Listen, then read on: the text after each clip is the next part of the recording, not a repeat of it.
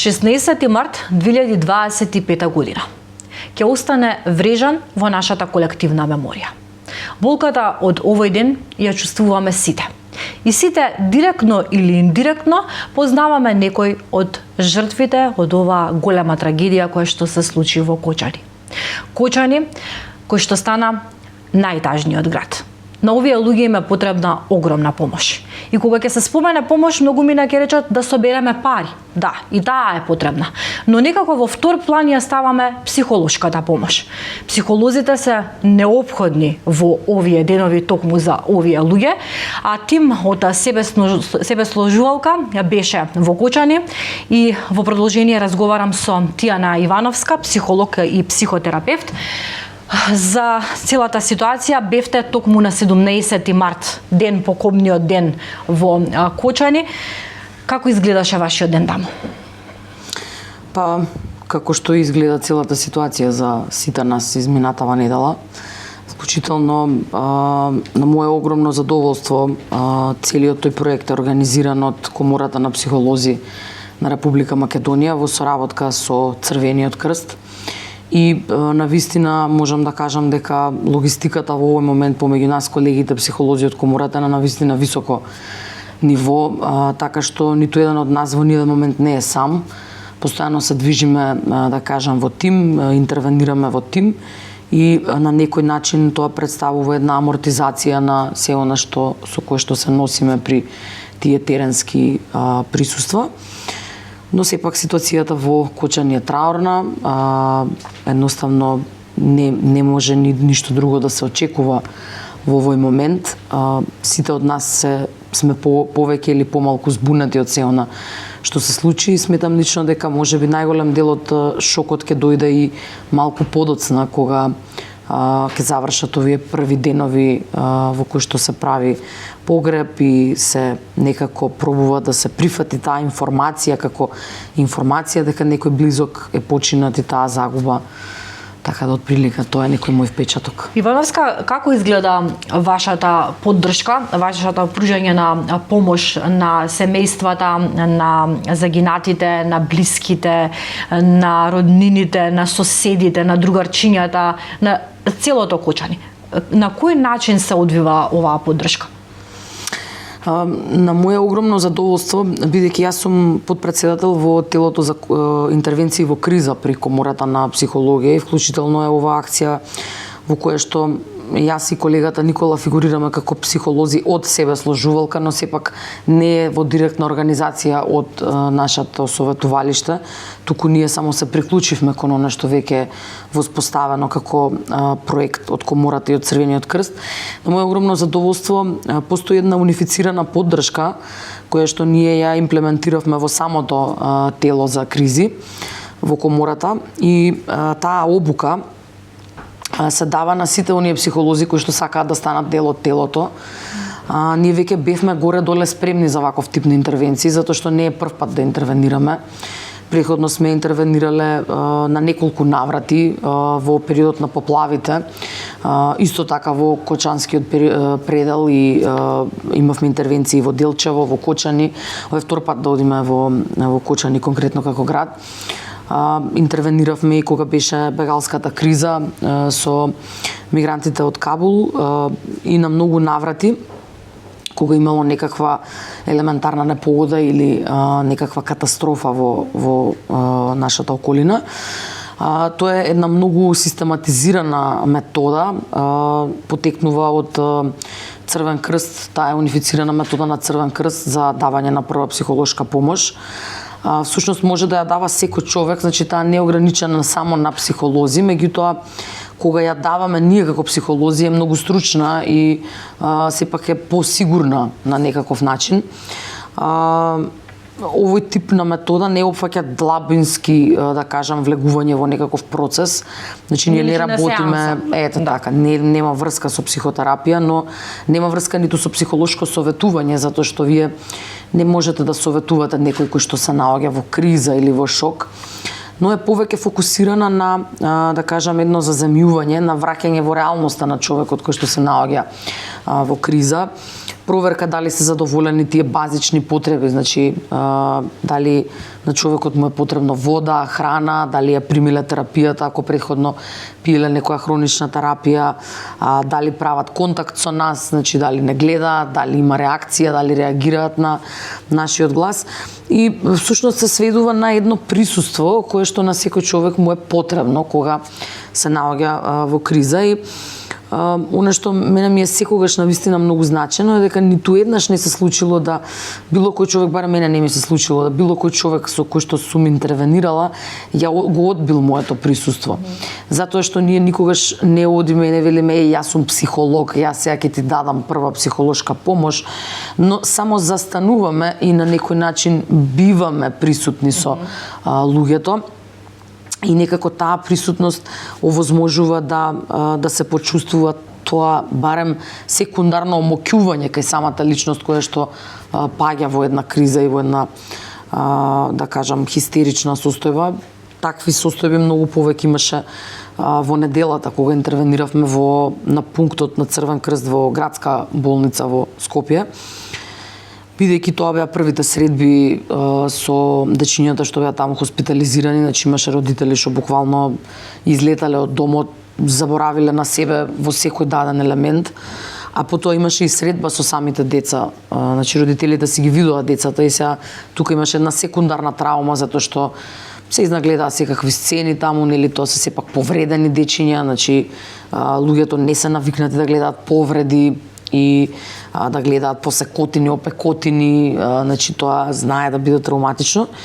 Да потоа кога излегува од самата болница, да кажам повторно влегува во една состојба на очај, една состојба на распад, значи многу е тешко да вие го знаете вашето дете како изгледа на еден начин, се одите таму го гледате сосема видоизменето, значи од самите повреди и од тоа што се случува, пошто е многу тазе, се случило пред само неколку часа.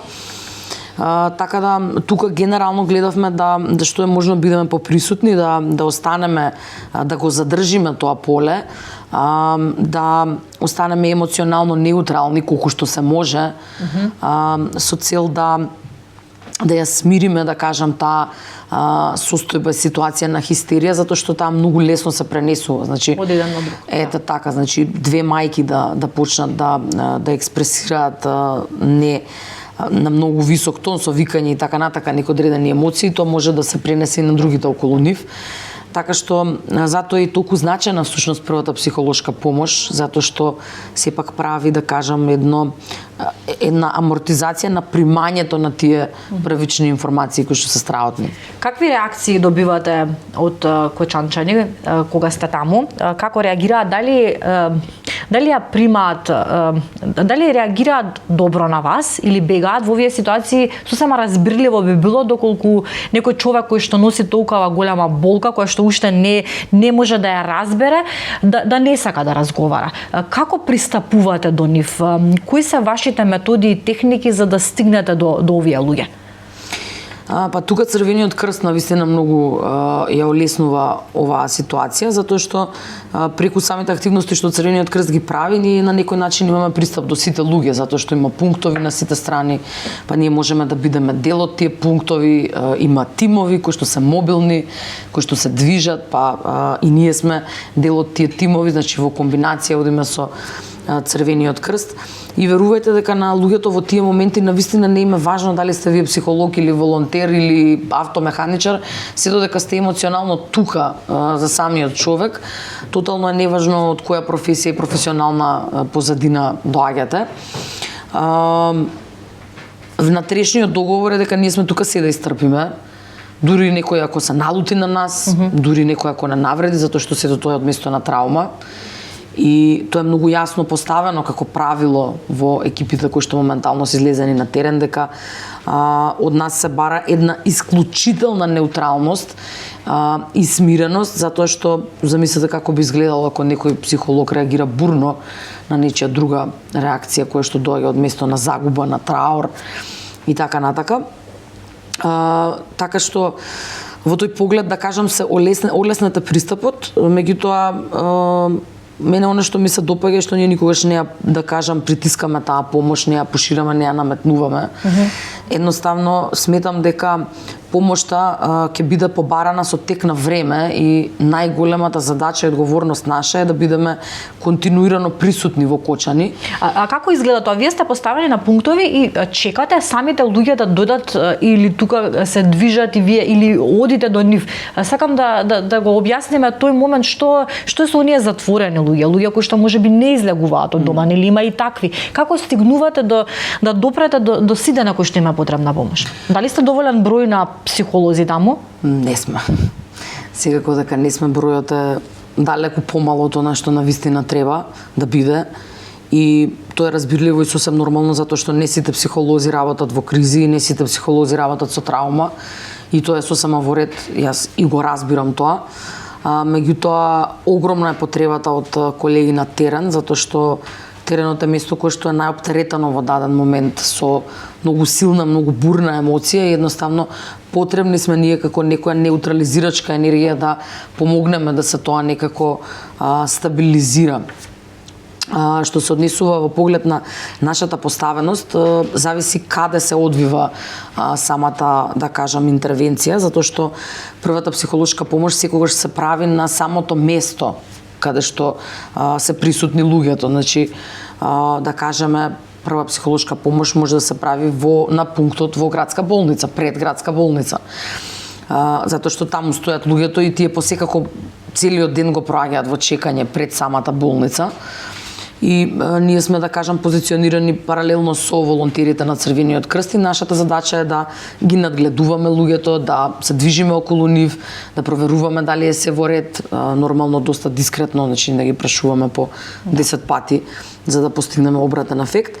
Значи, повеќе во насока на некоја обсервација и наша идентификација дека може би постои човек кој што баш и не е многу психолошки стабилен во даден момент, па ние приоѓаме и се обидуваме да направиме некој, да кажам, да ја примениме тој метод кој што го кажав претходно. А во поглед на останатите мерки, например, нашето одење во Кочани беше организирано со присуство во седиштето во канцелариите на Црвен крст Кочани. Таму бевме сместени затоа што сепак беше ладно и невозможно беше да се седи надвор. И таму бевме достапни да некако секој кој што има потреба да стигне до нас, со тоа што и имаме можност поради самата соработка со Црвен крст полесно да стапиме во контакт со семејствата кои што се најзагрозени. Ги познаваат, претпоставувам лично. Затоа што има контакт и тука повторно ќе кажам тоа многу ја олеснува самата процедура и протокол затоа што не е се оставено на нас, да кажам. Иако да не го забораваме фактот дека ова се сепак први денови. Значи, ние колку и да сакаме да направиме многу, не е невозможно сега да се направи многу голема психолошка поддршка, затоа што сепак граѓаните се уште во шок. И најголемиот ефект од психолошката поддршка ќе се гледа во деновите што предстојат. Значи, дури сега ќе се организираат дебрифинг средби за соучениците, за здравствените работници кои што работеле, за полициските единици кои што интервенирале на терен, за волонтерите во Црвен крст кои што интервенирале исто така на терен. Значи, сите тие луѓе кои што на некој начин биле вклучени ќе мора да поминат низ тие дебрифинг средби со цел да спречиме посттравматско стрес расстройство кое што и како може да се појави кај луѓето што биле што таму. помагале и тие што го преживеа овој пожар, за жал зборуваме за многу млади луѓе. Со какви ситуации се соочивте, поразговаравте ли, успеавте ли да поразговарате со членовите од семејствата кои што се завиени во црно? Успеавте ли да разговарате со соучениците, да стапите со некој од нив во контакт и на кои начините во овие први мигови помагате да се неутрализира колку што може таа болка и тага, да се застане на ноза за не дај Боже да не настане нешто друго кое што би било трагично? Да, имавме, да кажам, доста голем број на интервенции на терен, сега повторно ние тие не ги броиме, да кажам, една по друга, затоа што тоа е спонтано, самото поле ги носи. Вие не знаете кој ќе се доближи или кон кој ќе се доближите вие да поразговарате. Например, тој ден кога бев јас во градска болница, апсолутно немам појма дали разговарав со нечија сестра или со нечија мајка или со нечи соученик. едноставно бивате тука за сите луѓе што ќе ги најдете затекнати и претпоставувам дека најголем дел од нив беа, да кажам, дел од семејствата на повредените дечиња. Меѓутоа имавме, да кажам, непосредни контакти, нормално сега тоа и селективно можам да го споделам како информација, затоа што сепак е анонимна.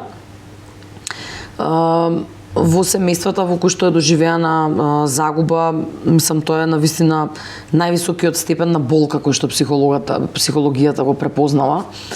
Тоа е болката од загуба на дете и едноставно освен присуство и тишина и оставање на простор да некако луѓето го донесат она што го чувствуваат, каква год емоција и да е, што готи да носат со себе.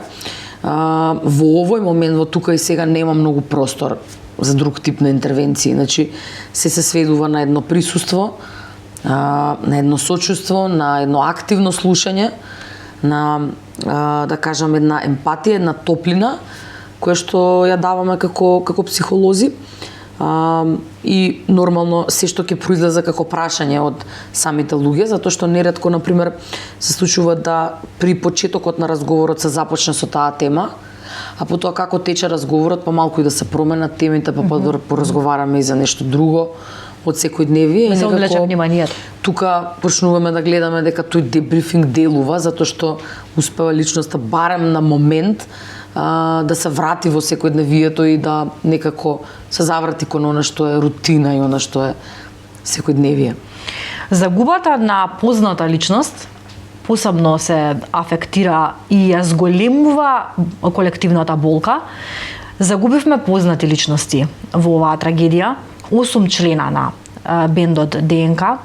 Името Андреј од ДНК беше еден синоним, символ за ангел, за многумина. Младите, новите генерации многу ги сакаат ДНК, нивната музика и ние ги сакаме, но кај младите мислам дека ДНК се посебна љубов, доказ за тоа и овој концерт кој што бил преполна дискотека со млади луѓе, тоа што го изгубивме Андреј е многу тешко да им се објасни на дечињата кои што ја слушаат нивната музика.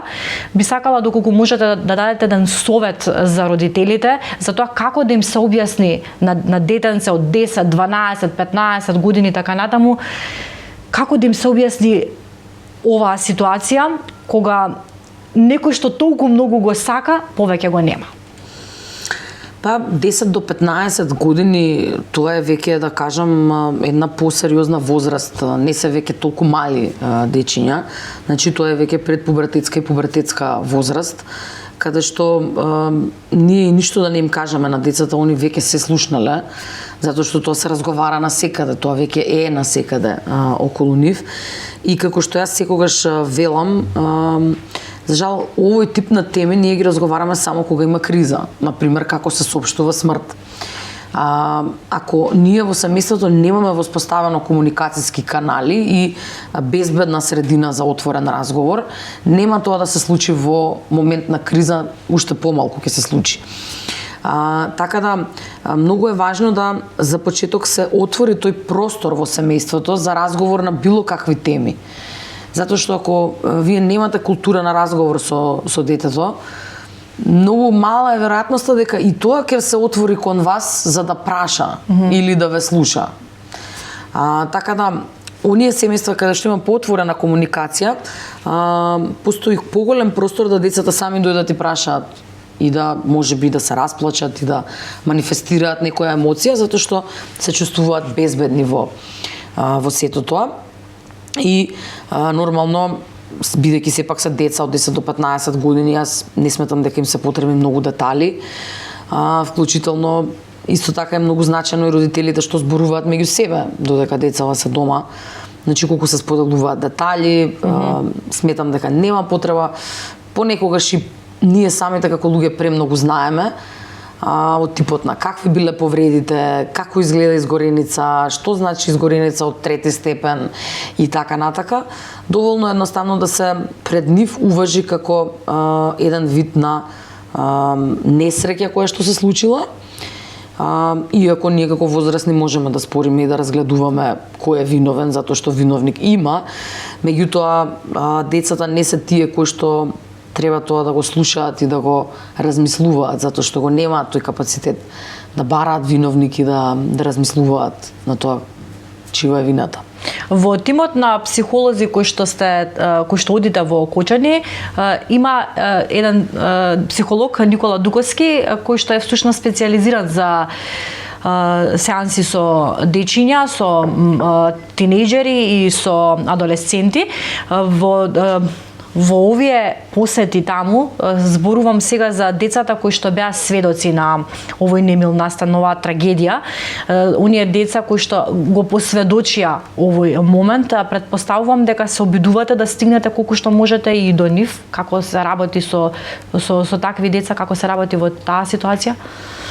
Па моментално тие деца се под лекарски надзор, затоа што беа дадени препораки дека сите кои што вдишале чад од дискотеката треба да бидат под одреден надзор во следниве денови за да се провери дали е се во ред со нив, пошто некогаш знаат да се појават и малку подоцна некои одредени ситуации. Но сепак ќе кажам, се уште не е време за да може да се даваат некои посериозни интервенции. Инаку постојат сериозни планови и договори помеѓу комората и министерствата да се направат интервенции во сите установи, вклучително и училиштата, каде што би се оставило простор да се зборува колективно за она што се случило, да се некако колективно процесира таа траума и таа несреќа. И особено со оние кои што биле присутни, затоа што ние не знаеме се уште која е точната возраст. Не гледаме присутни од многу различни возрасти во самата дискотека и тоа ќе биде малку комплексно додека се пронетат, нели, сепак ќе зависи на самите луѓе колку ќе побараат помош. Ние не можеме сега толкава бројка на луѓе да ги бараме еден по еден. Меѓутоа на она што се однесува во самите училишта, сигурно дека предност ќе имаат децата кои што загубиле соученик, брат, сестра, другар и така натаму, а и целите училишта генерално, значи предвидени се и дебрифинг сесии, предвидени се и интерактивни работилници, меѓутоа тоа се ќе се случува понатака затоа што сепак сега се уште не е време. Да, не е време, се уште е рано и навистина е многу сензитивна оваа тема. Одбирам зборови за да можам да ги поставам соодветните прашања, но е од интерес во јавноста, за јавноста. Психолозите и вие сте од крв и од месо. Верувам дека не е лесно и за вас целава оваа ситуација. Како вие ја примивте лично оваа вест и целото ова обкружување, како го поднесувате? Како вие се борите со оглед на тоа што ова е едно ново искуство и за вас како психолози? Па фала Богу комората овој проект како комора и како тело го почнавме малку поодамна, значи не е нешто ново, не е нешто со кое што првпат ние се соочуваме во поглед на интервенција во кризи. Сепак е ново во поглед на бројката на жртви и во поглед на карактерот на настанот. Тука не можам и не сакам ништо да сокријам од тој тип. Меѓутоа сепак поддршката е она кој што е најзначено и за нас како луѓе. Значи се додека ние се движиме во тимови, јас токму поради тоа и сум одлучила да работам во тим. Себе сложувалка е тим кој што брои 9 психолога, така што помеѓу 9 луѓе секогаш имате со кого да поразговарате, да размените мислење, да едноставно избрифирате, да некако почувствувате амортизација на она што сте го виделе, но секако не сме и ние имуни на сето тоа. Влијае. Имаме и други типови на системи на поддршка од типот на супервизиски средби, кои што се ставени во функција да ние некако излеземе од тие улоги на интервенирачи во криза. И некако, барем кај нас, добрата пракса е тоа што ние сме доста спремни отворено и да зборуваме и да покажеме емоции едни према други. Не сме склони кон потискање на емоциите и сметам дека тоа е нешто кое што најмногу не штити од долгорочни последици. Што во суштина така и треба да биде кога сте психолог, нели? Прво треба да се грижиме за сопственото ментално здравје, па потоа за сите други. Секој има право да постави граница во насока колку ќе сака и колку може да се вклучи во целиот ангажман.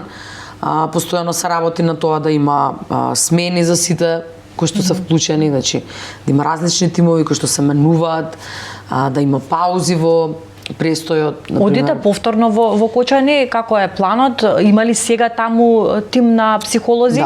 Да, Постојано има таму, има и во Штип, има да кажам на сите места каде што се уште нешто актуелно се случува поврзано со настанот. За утрешниот ден се планирани посебни типови на акции затоа што ќе биде погребот на жртвите, така што обезбедени се тимови волонтерски во комбинација со Црвен крст, значи психолози и волонтери на Црвениот крст кои што се бара да бидат поискусни волонтери со некои парамедички знаења, да кажеме, ама тоа не е мој дел од да кажам организацијата. Она што јас го знам за психолозите е дека ќе бидеме сместени на сите гробишта каде што ќе има погреби. Така што мислам оноку колку што можеме и оноку колку што имаме психолози на располагање, сепак ова е Македонија и немаме ние не знам колкава бројка на обучени психолози кои што може да интервенираат во криза. Јас конкретно сум распределена во Скопје, така што мислам мојот стил на работа генерално не е да одбирам места, претежно се координирам со колешката Ивона Ѓоргиева, која што е председател на телото за интервенција во кризи, и со колешката Мирјана Јовановска, која што е председател на целата комора за психолози, па претежно во координација со нив прашувам каде има потреба да се отиде. Меѓутоа сметам дека ќе биде добро организирано и се надевам дека ќе успееме да бидеме на висина на задачата и на оно што ќе биде побарано од самото поле. Велите дека ова што го правите има неограничени можности и секој може да се приклучи и да помогне. Еден совет од вас, како ние сите можеме да им помогнеме на сите овие семејства кои што живеат деновиве во тага и во болка, ние сочувствуваме со нив, но не е тоа само доволно. И нели за самиот крај, како се крепи душата на колективната тага? Јас имав споделено и едно стори, баш го споделив дента вечерта кога се вратив од Кочани, каде што имав запишано дека самиот град е моментално скршен, е буквално емоционална дупка, представува една емоционална дупка и целото место е исполнето со болка и со тага, и сметам дека не е време во кое што ние треба да седиме и оддалеку да ја даваме нашата поддршка, без разлика дали е тоа позади телефон, позади биро, позади социјални мрежи или што год.